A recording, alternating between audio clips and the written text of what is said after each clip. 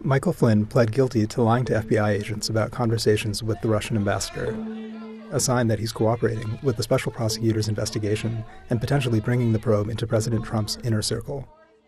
Mr. Flynn was a close advisor to the president during his campaign and later served as his national security advisor, but his tenure lasted less than a month. Here's a brief timeline of the events and conversations that led to Mr. Flynn's ouster from office and ultimately federal criminal charges. Donald Trump offered Mr. Flynn the post of National Security Advisor on November 18th. In late December, around the time that the Obama administration had imposed sanctions on Russia, Mr. Flynn spoke with the Russian ambassador to the United States, Sergei Kislyak, according to the FBI. Wiretaps of the phone conversations revealed that Mr. Flynn suggested to the ambassador that the removal of the sanctions would be possible.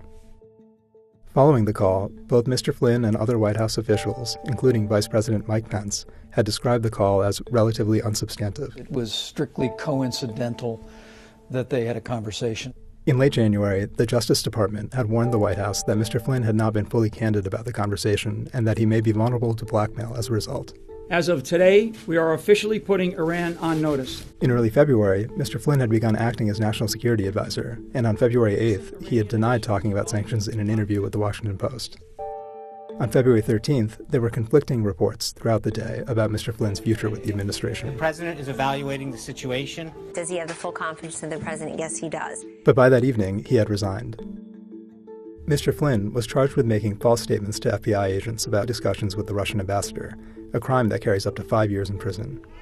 More broadly, Mr. Flynn's guilty plea is the latest indication that he's providing information to the special counsel, which may help advance the investigations that have dogged Mr. Trump's first year in office. Mr. Flynn is the fourth Trump associate to be charged.